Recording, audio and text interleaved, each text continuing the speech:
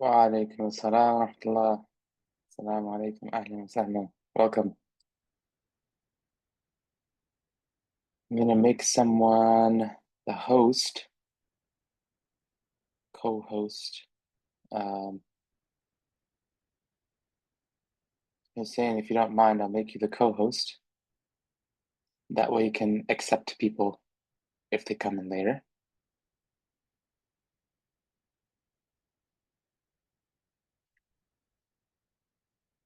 Make sure you accept them, huh? And not just leave them hanging. How's everyone doing?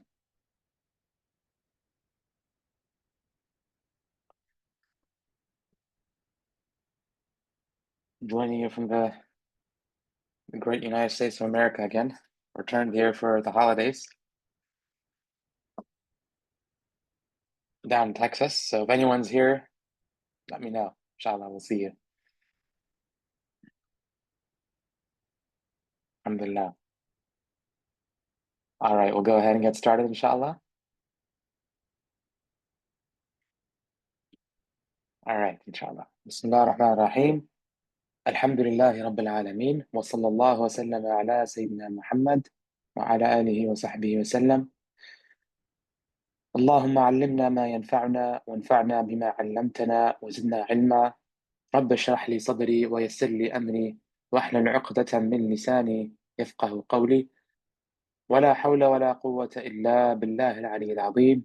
ولا حول ولا قوة إلا بالله العلي العظيم. ولا حول ولا قوة إلا بالله العلي العظيم. قال المصنف رحمه الله: نفعنا الله وإياكم ببركاته. And today I'm reading from, because we're traveling, I'm reading from my the online translation. So some things might be slightly different, but overall, inshallah, should be the same. Fahim, excellent, mashallah. If you're in Houston or Dallas, maybe I might come by Dallas. We can try to see each other, inshallah. Definitely, if you're in Houston, it's very easy for me. So, mashallah, mashallah, excellent. Okay, message me after class, inshallah. We'll chat. So, we have. Let me just close. Too many tabs open. All right. So we are in the section of tayammum. We're in the section of tayammum, and we said that basically, within purification, there's two kinds of purification: ritual and physical. The ritual is of two types, right?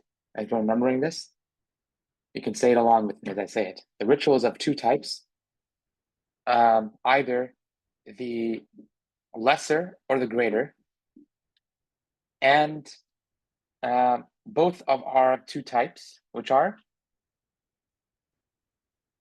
water-based and earth-based, right? Everyone remembering this? Give me a thumbs up if you are. This is something I've repeated many times, but I think it'll give you a skeleton understanding of the entire Ibn Ashir, and actually any even up to Khalil and Ibn al-Hajib. If you keep on studying, any text will be organized like this. Excellent. Okay.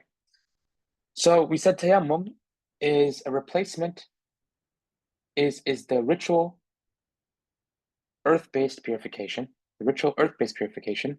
And the most common reasons for doing it are if you get sick and you can't use water, it's harmful to you, or you can't get access to water. Maybe you're going hiking, maybe you're in a national park, maybe you're driving on some part of land and you didn't bring water with you. There's no water close by,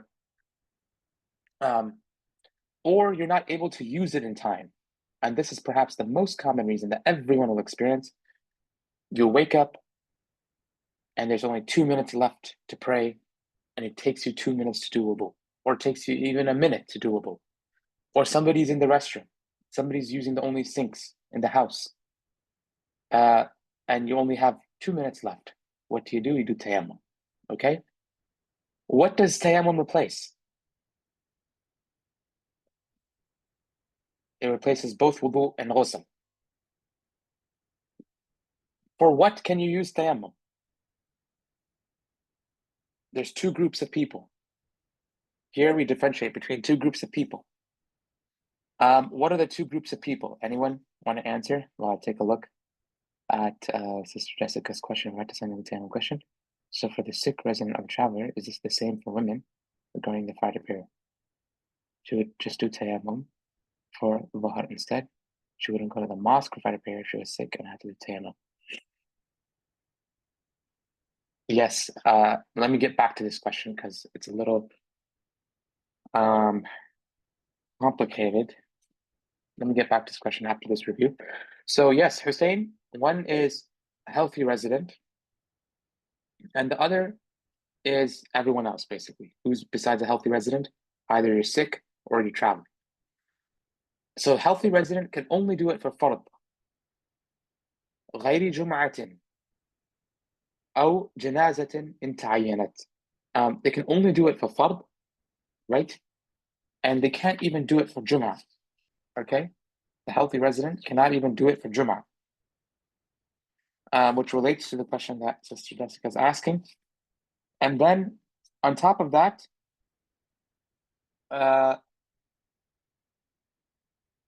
they can do it for janazah only if there's no one else to do the janazah. Okay?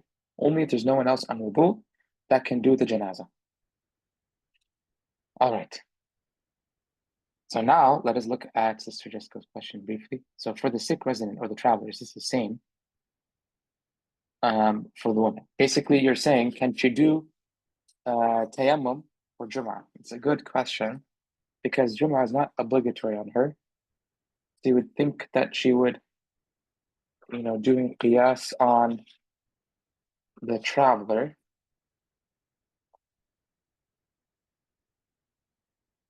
Let's see if they mention anything in Khalil.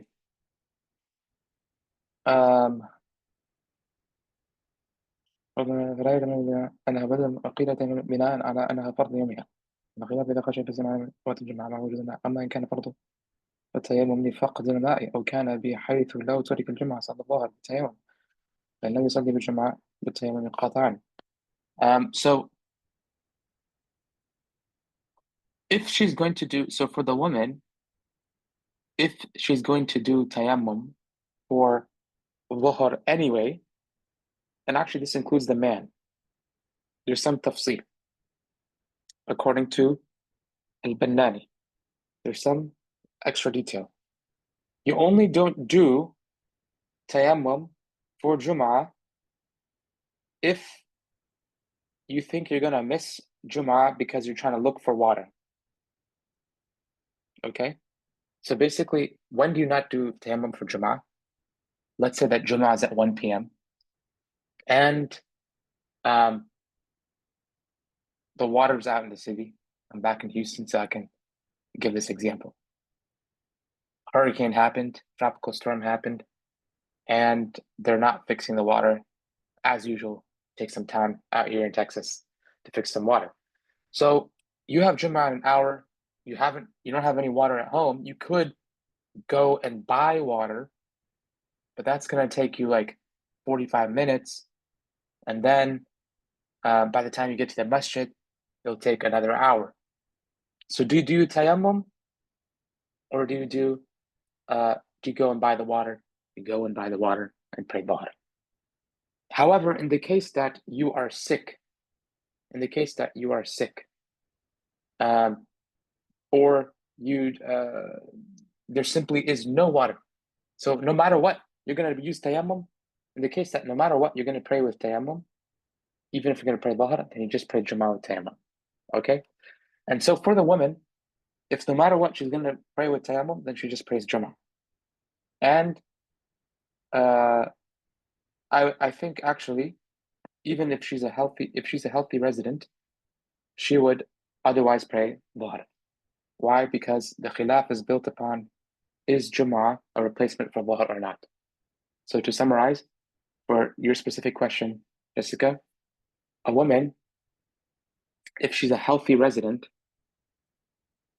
she would pray Dhuhr if she can pray dhuhr with water, she would prefer praying dhuhr with water. She would pray dhuhr with water. That means with wudu or ghusl. Otherwise, she would do tayammum and pray Jummah. Just like a man. No difference between man and woman. Okay? Wallahu a'lam. All right. So, now going on. So for today, we're now going to do the fard and sunnah of tayammum, and should be quite quick, actually. So I want to go very briefly. I'm going to go very quickly through the fard and the sunnah and the mandub. And then I'm going to do a demonstration that hopefully should make it very clear, everything very clear and simple. Okay? How does that sound? All right. So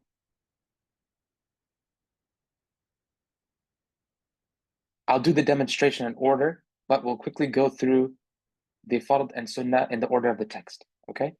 So starting from line number 92, he says, فروضه مسحك وجها واليدين الكوع والنية أولى الضربتين. So he very quickly mentions the fard, and basically all the fard fits in one line, except for the sa'id and tahura. The first fard that he mentions is to wipe the face. And here, this wiping, you don't need to get in between your hairs. Okay, you don't need to do takhleel. واليدين, the next fard is to wipe the hands. Okay? You do need to get in between the fingers. Okay? So simple ways you can just do, you can wipe like this. Okay? للكوع. So the fard is only you have to do to the wrist.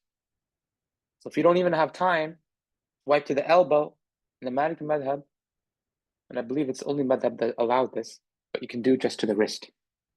وَالنِّيَّةُ أُولَى ضَرْبَتَيْن.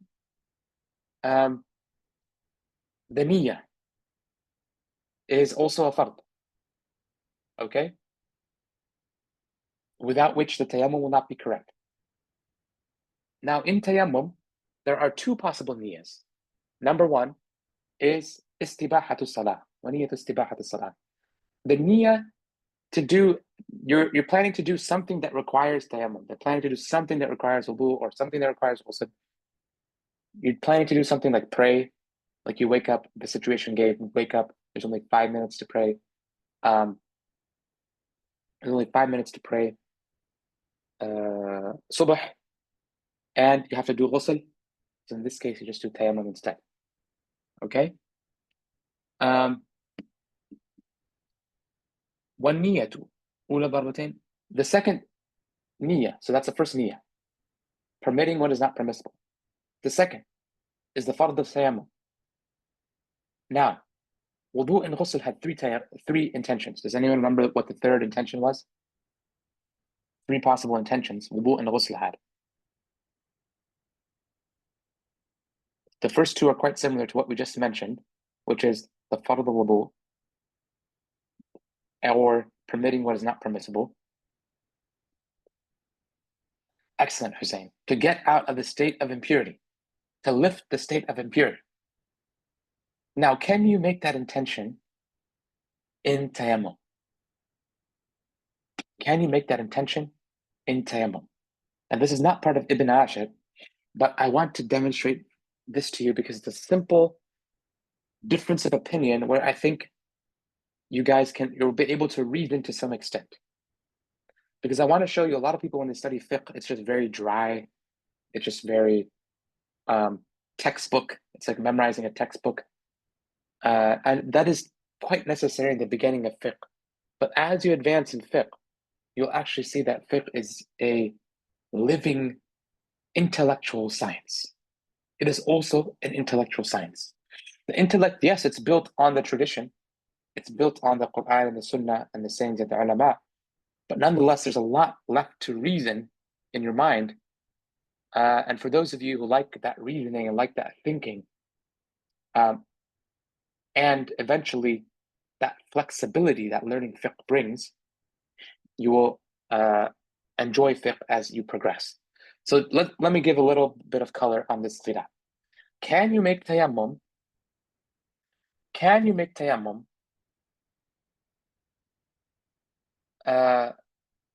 with the intention of lifting the state of impurity? Who says yes? And who says no? Can you make tayammum with the intention of lifting the state of impurity, just like you do in wudu and ghusl?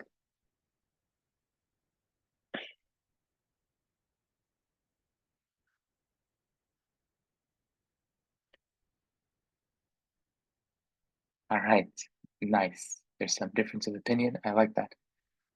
You have Hussein and Kalam, Fahim on one side, and Kabir and Rafiq on the other. Only Rafiq. Oh, okay. Somebody got to support Brother Rafiq, you know? Okay, so nice. Amin has joined the group of Brother Rafiq. Okay, so Hussein gives a reasoning for why no. He says because you can only pray a fard. Excellent. You can only pray one fard. And then after that, even if you wanted to pray another fard, you have to do another tayammum anyway. Who wants to give the reasoning for yes? Sorry, who wants to give the reasoning? That was the reasoning for no, yes. And who wants to give the reasoning for yes?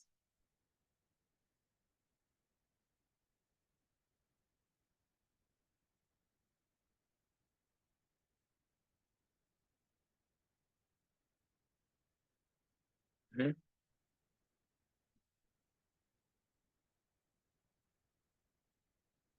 Anyone?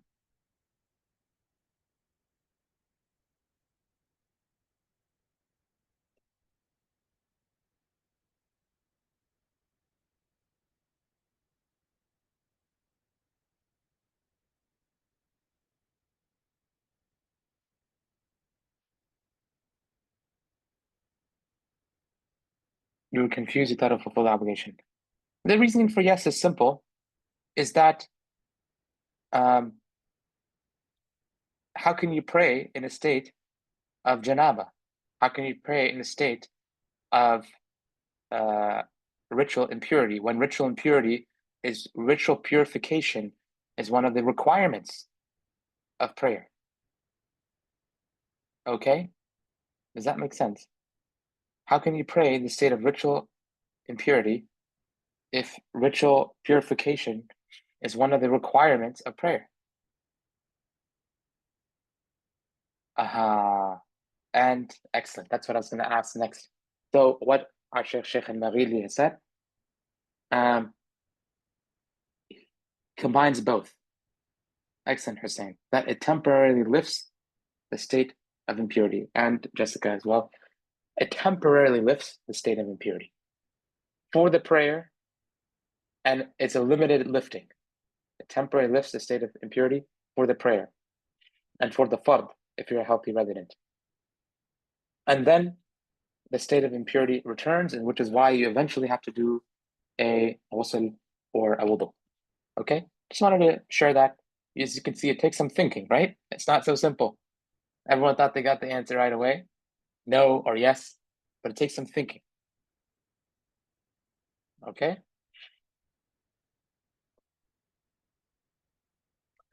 Exactly. Yes, Jessica, you can. That's on the opinion of our Sheikh al-Maghili, which I think is a strong reasoning, that you can intend to lift the state of impurity, and you don't have to specify temporarily. You can intend to lift the state of impurity, and it happens that it's temporary. Okay?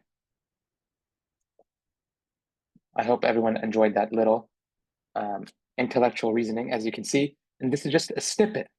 Every mas'ala in fiqh, every mas'ala. We're just at the beginner level, but when you go at the more advanced levels, almost every single issue that we're discussing, requires some reasoning. And you'll see the ulama within the madhab. You don't even have to go outside the madhab. Within each madhab, there's some back and forth and reasoning and back and forth, especially, I would say in all the madhabs. Okay? Hussein, maybe you can answer. If you got that explanation, you can answer Amin's question while we continue. Otherwise, Amin will answer a question. No one's able to answer it. Okay. So that's the niyyah. The second thing about the niyyah is, remember, what can tayammum replace? It can replace both wudu and ghusl, right? So if you're doing this tayammum to replace ghusl, you have to specify that, because ghusl is the higher level ritual impurity. It's the greater ritual impurity. So if you're doing it for ghusl, you have to specify that I'm doing it because of a greater ritual impurity. Okay? In your heart. This is all in your heart. You don't have to say anything out loud. It's just what you're thinking, your subconscious, or not even your subconscious, your conscious. Why are you doing this? Okay? It's all in your heart, and it can happen in an instant. I'm doing this greater ritual impurity budget. I'm saying it out loud, but actually, it's in your heart. Okay? ثم الموالاة. ثم الموالاة. This is also ولزم موالاته. This is a fard, just like wudu and ghusl, that you can't have more than 2 or 3 minutes between the different limbs. سعيد طهورا. This is what everyone was asking about last time, which is the earth. What are you allowed to do tayammum on? What are you allowed to do tayammum on? The asl is that the earth. وسعيد طهورا كتراب وهو الأفضل. And that is the best thing to do tayammum on, if you have the option. Okay? And if you don't have earth, وَلَوْ نُقِلَ, and even if the earth is moved, so if that's why I said you can have a tayammum rock with you that you can take with you everywhere. Okay? And it's easy. You can put it in your backpack. You can put it in your suitcase, luggage. Though be careful not to put it in your carry-on when you're going through the UK. It happened to us once. I had a tayammum rock, took it to the carry-on, going through the UK. In America, it's fine. In other countries, it's fine, but somehow the UK, they don't like tayammum rocks. So they said, this is prohibited, throw this away. So, just because saying someone got caught. Yeah, it happened to me. I thought I was bringing a weapon. I'm just like, the rock, you know? But in any case, the safest thing to do, maybe regardless of where you are, is to put it in your check-in. But I've also carried it in carry-on within America, just fine. So in any case, yes. So have that rock with you. So وَلَوْ نُقِلَ, it's permissible. وَثَلْجٍ وَخَضْخَاضٍ. It's also permissible, let's say, on anything that's on the earth. Okay, not thing that's grown on the earth, but anything that's on the earth. That includes ice. If you were somehow on an Antarctic mission and you're in Antarctica, you could do it the tayammum on ice. But perhaps your hands would freeze first. Or even if you're perhaps in Canada or in some parts of America, even, go skiing sometimes in the mountains, or you're in like really northern America, North Dakota, Maine, these kind of places, the snow can be feet deep. What's a foot? 5, 6 feet deep. In this case, you're not going to sit there and dig out the snow to reach the tayammum rock. And if you can't start a fire to melt the snow, then you just do the tayammum on the snow. Okay? Or ice. Or mud. So even if it's mud, even if it's like out here in the south, really rainy, in Houston, really rainy, and you go outside, it's all muddy. You might say, oh, well, mud is dirty. No, you can do it on the mud. Just make sure that you don't like splash your full hand in the mud. Okay? وفيها جفف يديه روي بجين رخاء. And the Mudawwana actually says if it's muddy, then you should let your hands dry a bit, so you don't put mud all over your face. وجصل لم يطبخ. And also gypsum, it's just more examples. ومعدن غير نقد وجوهر ومنقول كشب وملح. And it's even permissible with minerals. Minerals being like, arsenic, limestone, even salt. With one condition, that it can't be moved from its original location. Okay? No, it can't be gold. غير نقد. It can't be gold or silver. وجوهر. It can't be anything valuable like a ruby or emerald. ومنقول. And it can't be moved from its original location. So, because once you move it, because humans are using minerals for production, manufacturing, even today, all our computers are filled with minerals, the silicon and all that stuff. Once it's moved, then it's no longer considered part of the earth because you're digging it out of the earth and then moving it to a different location. Versus the rock. The rock is fine when you move it because it's just part of the earth. Whereas the minerals, you're specifically digging it out from under the earth, mining it for the sake of some kind of manufacturing. All right. So if you have salt at home in a container, you cannot use that for tayammum. But if you happen to live, for example, in the Bay Area, there's a lot of salt marshes. You can go out and sometimes you'll find just salt marshes. And if you just happen to be by a salt marsh, it's not owned by anyone, so that you're not going to be yelled by the salt mining company. You can do the tayammum on the salt. Okay. I also learned that Bay Area is one of the top salt producers in the world. So yeah, you're gonna have a lot of salt out there. Amin, Hussein, go ahead. Amin first. Oh, sorry, yes. So, no, the question on my earlier question on tayammum, I understand the intention, but my question was more on why is tayammum temporary? Like, what's the logic behind that? That is just the perspective that hey, in urgency, you need to purify. It's just a stopgap, or I just want to understand if there's any more reasoning behind the temporary status of the purity of when you purify yourself with tayammum. Yes. So there's the hikmah and then there's the reasoning, right? Maybe you're asking about the hikmah, but the reasoning, any reasoning, shar'i reasoning, is built upon. This is an important line. Subhanallah, I'm forgetting it from the Murtaqa al-Wusul by Ibn Asim, the scholar from Andalus. He has a very precise line, but basically he says any. It's an excellent line that I memorized, but I forgot it. But any um, reasoning when it comes to fiqh, any reasoning when it comes to Sharia, is built upon the athar, is built upon the Quran and the Sunnah, you could say, and the sayings of the ulama for those of us who are not mujtahids. Okay, so with this, what you do is you start with what does the Quran and Sunnah and the sayings of the ulama say? Well, they say that tayammum, you can only pray one fard prayer with it. And that tayammum, when as soon as you find water, then the tayammum is no longer valid. You have to now, uh, you know, you have to now do the wudu or do the ghusl. Okay? So it's clear from the Quran, Sunnah, and the sayings of the ulama that it's temporary. Now the question becomes, does it actually lift the state of impurity? And some ulama said no, because of the very fact that if you find water, then you have to do ghusl and wudu again.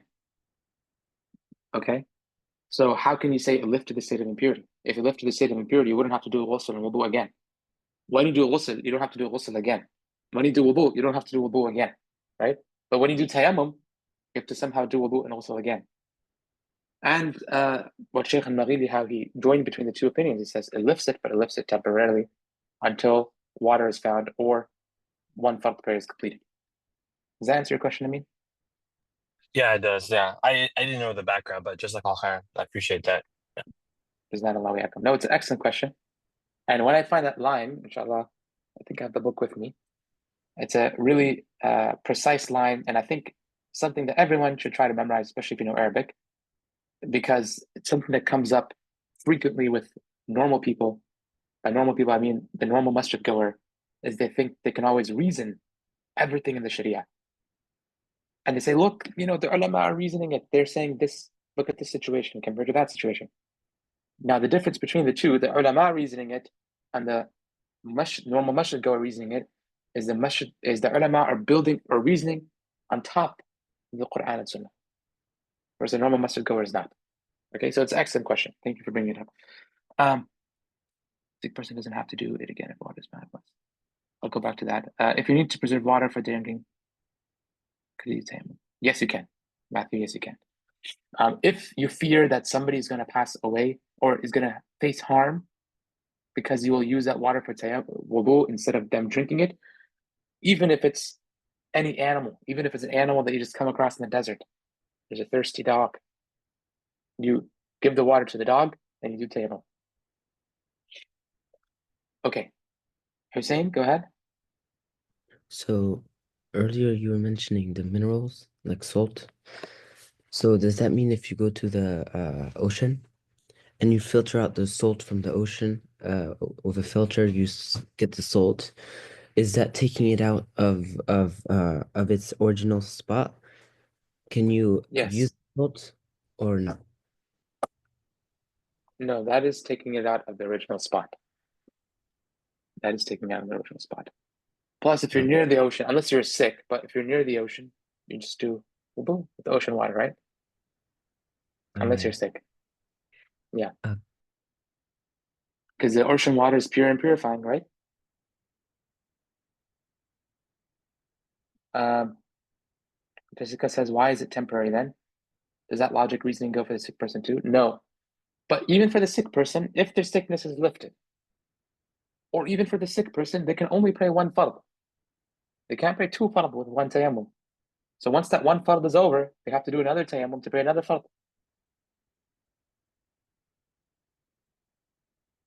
Afwan. You're welcome. But great questions. I like how you guys are trying to use your reasoning. This is the beginning of moving towards higher levels of fiqh. Okay. Um, so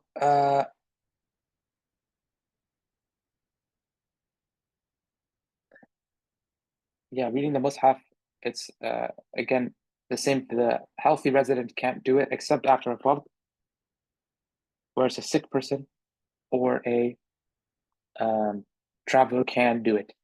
Okay. Um, okay, so the fards are five. The fards are five. Number one, Niyyah.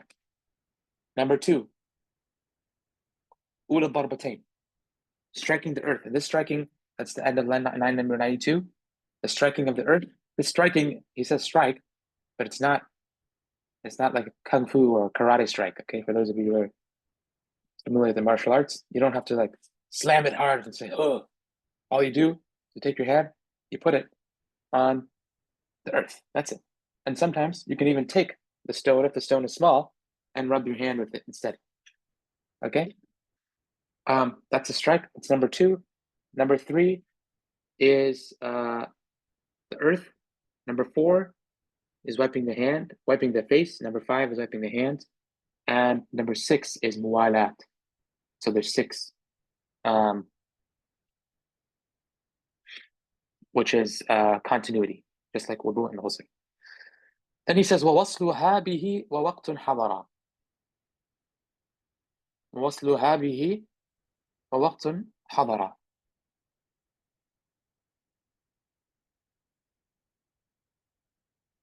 The way he's organizing it in Ibn Ashir, he's including these last two also as fara'id. So there would be, in this case, 8 fara'id.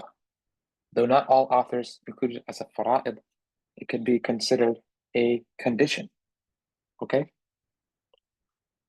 In any case, وَوَصْلُهَا بِهِ, that it is connected with the prayer.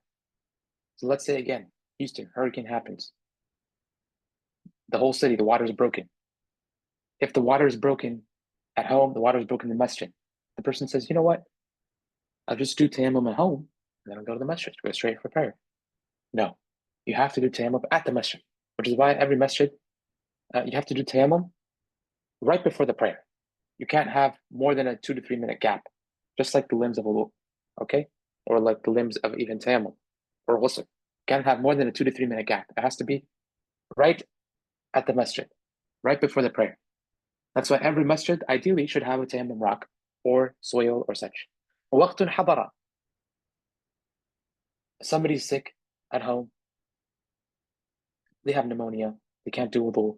So they say, you know what? The Dhuhr time, they're, mashallah, very good with the prayer times. They say, you know what? Dhuhr time is coming in 2 minutes. I'm going to do tayammum now. And 2 minutes later, after Dhuhr time comes in, I'm going to pray. Did they connect the two? The tayammum and the prayer? Is it connected? Does it meet the condition that we just talked about? Yes, it does. It is connected. Because tayammum now, 2 minutes later, prayer. But it is before the prayer time. You can't do tayammum before the prayer time, unlike wudu. So you have to do tayammum. You have to wait for the 2 minutes and then do the tayammum and then pray. Okay? Then he mentions some mandubat or mandub. آخره للراجي آيس فقط أوله المتردد الوسط. So basically, there's three kinds of people. For the people who are looking for water, right? They don't have water with them. You're on a hike in goodness, what is that place in San Francisco? Or let's just say you're on a hike in Muir Woods, okay? And this happened to me, that's why I give the example. You're far out, you're 2 miles in, you don't have water with you, or you just have enough water for drinking. There's three kinds of people in this situation. Somebody who hopes to find water, they expect to find water in the prayer time. Somebody who does not expect to find water in the prayer time. The whole hike is maybe 6 miles. You got 4 more miles. By the time you finish, it'll be Asr time. And the third is somebody who's unsure. Maybe you got 1 more mile on the hike and you have 30 minutes to pray. Okay? So somebody's unsure. The person who expects to find, they're certain they're going to find water, or they're pretty sure they're going to find water, then it's best for them to delay until the end of prayer time and see if they can get that water. Somebody who's unsure, it's best for them to delay to the middle of the prayer time and see if they can find water. And somebody who has no hope, it's a 6-mile hike. You're not doing the Ironman. You're not so in shape they can do 6 miles in 2 hours. You have no hope of doing that. Then just go ahead and do tayammum and pray in the beginning of the prayer time. Okay?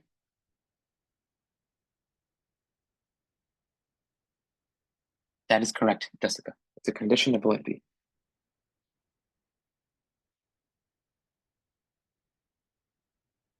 Okay?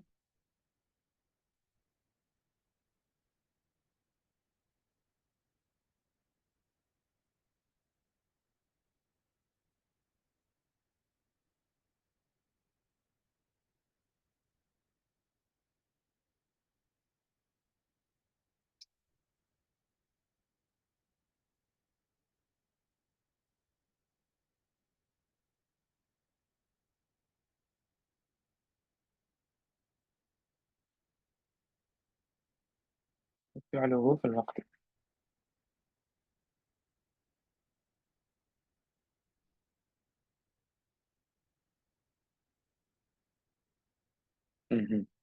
Yes. Okay. So that's the fard. Then the sunnah. The sunnah is to wipe all the way to the elbow. And it's also to do a second strike of the earth, to do a second touching of the earth before you wipe to the elbow, and to do things in order, which is to first do the face and then to wipe the hand. Okay? All right. Then the mustahabbat, to say Bismillah, wasfun hamid, which I'm going to show right now. All right? Barakallahu feekum, Jessica. That's excellent. Yes. Very helpful for putting that all together. Okay,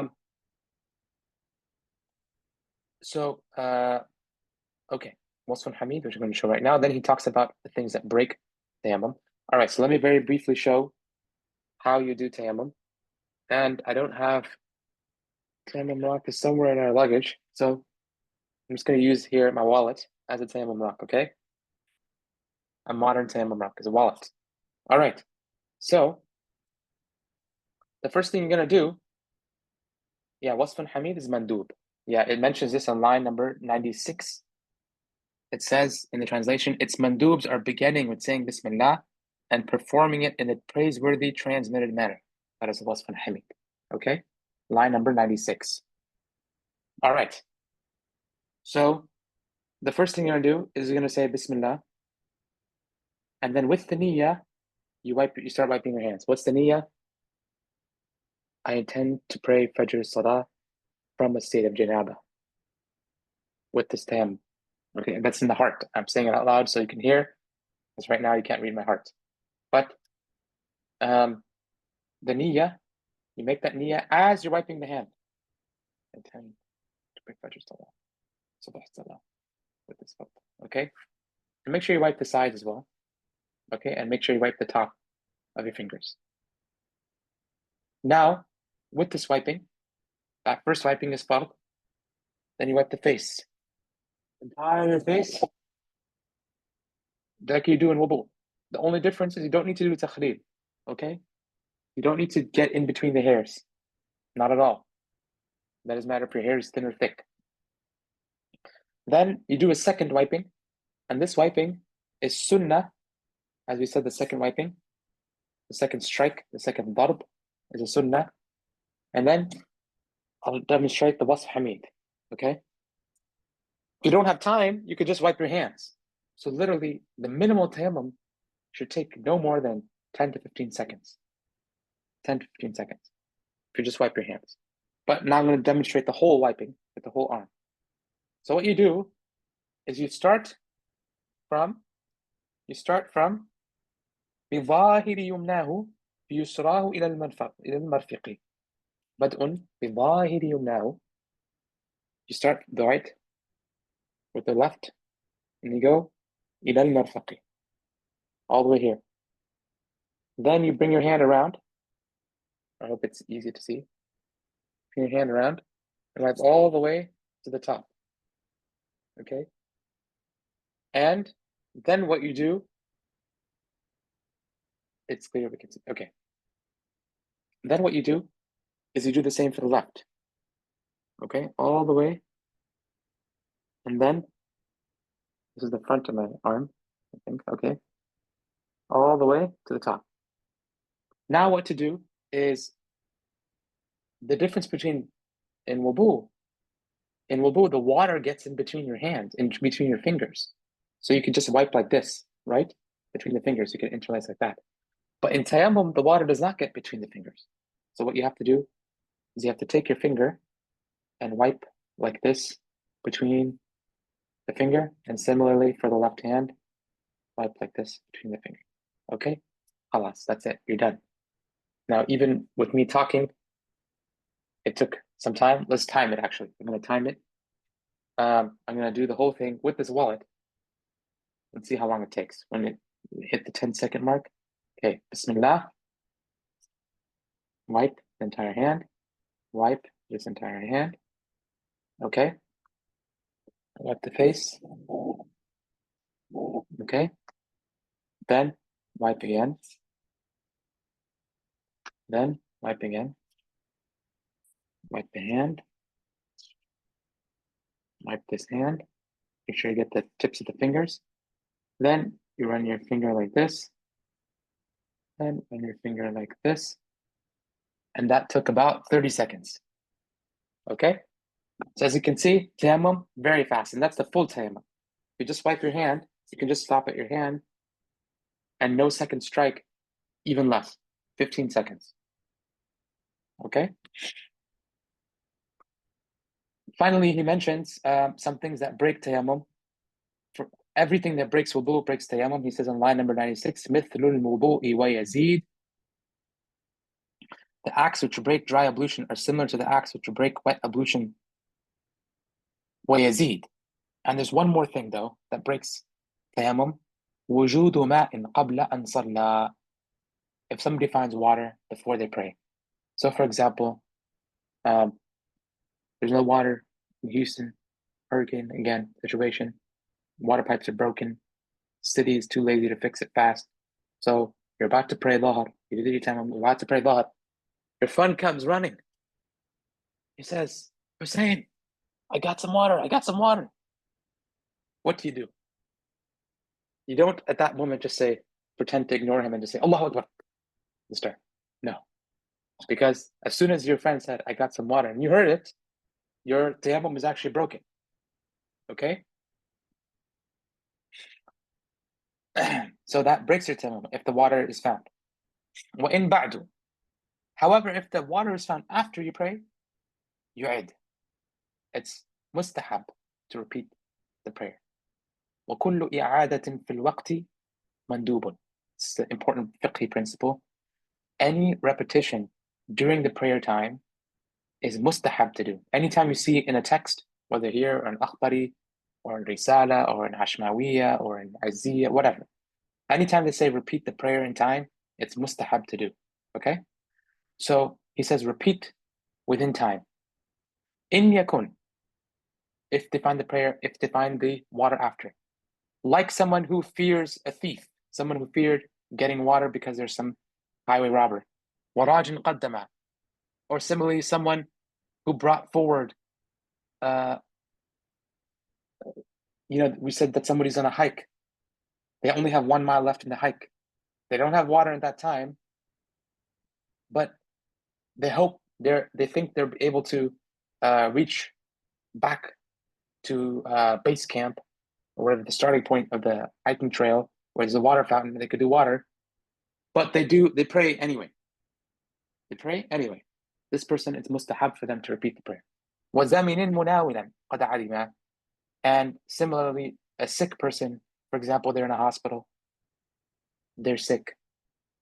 They requested the nurse to come bring some water and help them do wudu. But the nurse is busy, they're on delayed. They said, yeah, we'll come. And so they're like, you know what? The nurse is not coming. I'm going to do tayammum. I'm going to pray.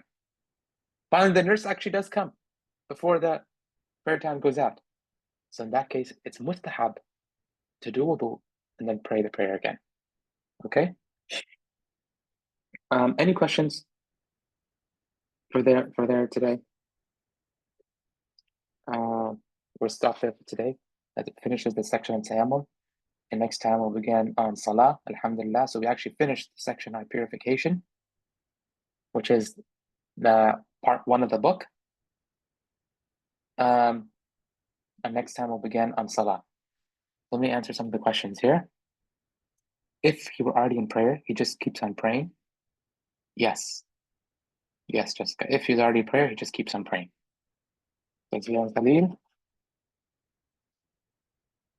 بطل بمثل الوضوء وجود الماء قبل الصلاة لا فيها وبوجود الماء قبل الصلاة لا فيها. He just keeps on praying. Or unless prayer time is running out and there's not time for wudu. Matthew, I'm not sure what you're referring to in that question. Let me know, inshallah. Jessica says, one can use unglazed baked clay, correct, like some kinds of bricks and pottery. You cannot use baked clay. Again, it says in Khalil, وَجِصٍ لَمْ يُطْبَخ. وَجِصٍ لَمْ يُطْبَخ. That you can gypsum that's unbaked or unmanufactured. So you can't use bricks, for example, even though bricks are from earth, but they're manufactured. They go through some kind of manufacturing process. But unbaked, unglazed clay, yes. Pottery. Can you make pottery without baking? I don't think you can. So probably not pottery.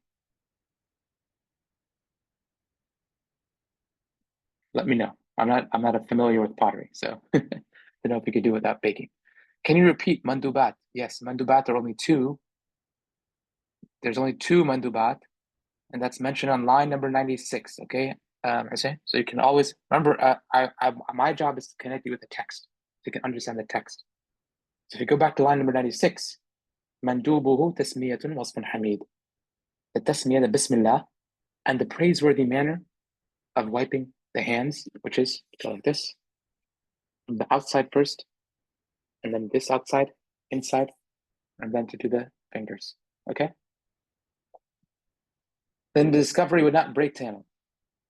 What if you discovered water, but there's no time to do wudu before the prayer time runs out? Yeah, the discovery would not break tayammum. Excellent question. Yes. Yeah. In that case, you're doing tayammum not because you couldn't find water, but because you don't have enough time to use it. So the only reason it would break tayammum is if the reason you're doing tayammum is because you couldn't find water. Likewise for the sick person. I think as Sister Jessica was pointing out earlier. a sick person, even if they find water, they can't use it. So in that case, it doesn't break their tayammum if they find water. Sister Jessica said, so the walls that could be used are like where they slap on mud and straw. Well, straw, can you do tayammum with straw? Can you do tayammum with grass or trees? Yes, you can't do it on any of these. Why? Because they're not actually part of the earth. They grow on the earth. But mud, if it was mud, yeah, you can do tayammum with that. Be hajarin or rock. You know, a lot of the old style houses, or even some new style fancy houses, they have like rock walls, or rock, even gates.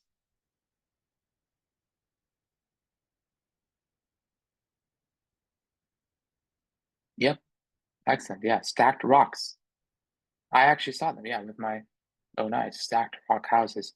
They're ancient houses in Mauritania, and I stumbled upon them. I later learned that UNESCO heritage tries to maintain some of these rocks. They're from like 3000 BC. But the area we stumbled upon in Mauritania, I mean, the villagers know about it, but I don't think it's anything UNESCO protected. It's just sitting there. Like it's old 2,000, 3,000-year-old rock houses. Or dirt, like in Mali. Yes, yeah, many places. Okay. Any last questions for today?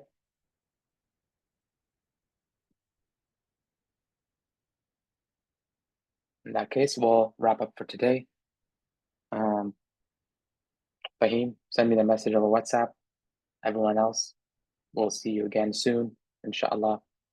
نسأل الله أن يعلمنا ما ينفعنا وأن ينفعنا بما علمنا إنه على ما يشاء قدير بالإجابة الجدير ونعم المولى ونعم النصير وصلى الله وسلم على سيدنا محمد وعلى آله وصحبه وسلم. السلام عليكم ورحمة الله.